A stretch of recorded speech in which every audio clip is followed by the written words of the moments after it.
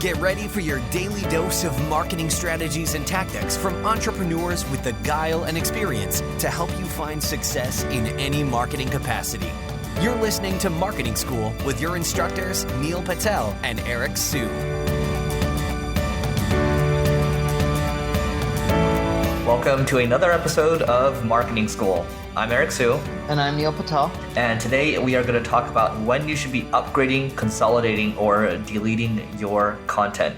So Neil, you produce gobs and gobs of content. What have you done around this? What have you seen around this? Sure. So I don't really delete that much. We've tested this out on the Crazy Egg blog, in which we took all blog posts older than 1 year old. And then we looked at the blog posts that get less than 100 visitors a month from Google, right? So it has to be over a year old, less than 100 visitors. We deleted them all, but instead of clicking the delete button, we quote unquote unpublished them in WordPress, just because if, it tanked our traffic, we can just, click a button and add them back. And what we found is by doing that, our traffic didn't go up and it didn't really go down. So it pretty much stayed flat. And because of that, I don't really go and unpublish much anymore. The second thing that I've learned is over time, your content will either get more traffic or less traffic. It's very rare that it stays flat. You may be like at a period of 3, 4, 5, 6 months that it stays flat. But if you're talking about years and years, it's either going to go up or it's going to go down, and you're going to see a gradual increase or a gradual decline. If it's continually going up, we don't make any modifications. The moment it starts going down, we go to Webmaster or Google Search Console. We look at that page. We then download all the 999 keywords that Google is saying that we get clicks and impressions for. We then take those words, redo the content, make it way more thorough, and try to integrate as many of those keywords or key terms as possible without being stuffy or spammy. And that's the main strategy that we use. We usually do – actually, we don't really delete. We don't really combine or anything like that. We mainly just update based off of that. Great. And I'm kind of in the same vein here. I mean, whenever we upgrade content on our end, we've been running a test for a while now. And, for the things that we've been updating, we're seeing about a 300% increase in traffic to those specific posts.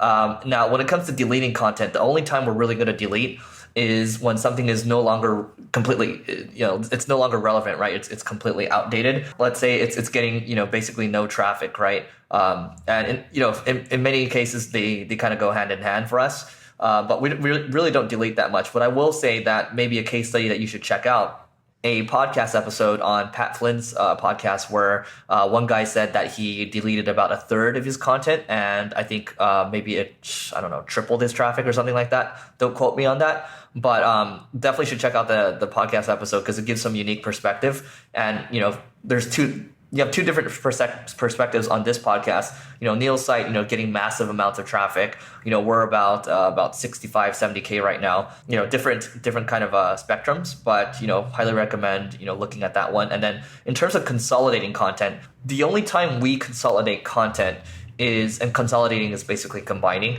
is when we have very similar topics that are they seem to be competing for the same kind of ranking, and they're talking about the same thing. In that case, it makes sense to consolidate. And, from there, maybe you can think about doing something around the hub and spoke model, which is something you can Google. So just Google hub and spoke content marketing, and you can find out what to set up around that, because that works really well for people, including Neil and myself. When you're talking about upgrading or adding to the content that you have, just to give you an example, if you have a website that generates a lot of traffic, what we're noticing on mine, or at least with neilpatel.com, I'm getting anywhere from like 30 to 60% more traffic when I update the content.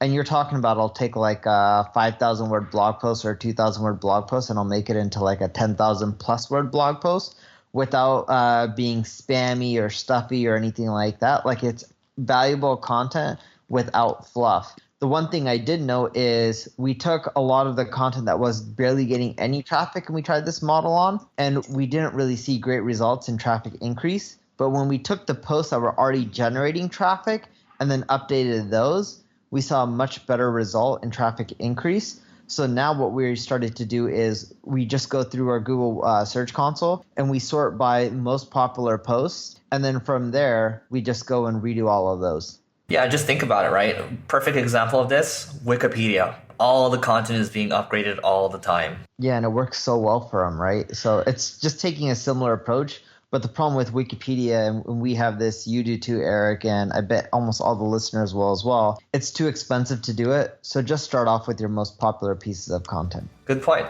All right, that's it for today. We'll see you tomorrow. This session of Marketing School has come to a close. Be sure to subscribe for more daily marketing strategies and tactics to help you find the success you've always dreamed of. And don't forget to rate and review so we can continue to bring you the best daily content possible. We'll see you in class tomorrow, right here on Marketing School.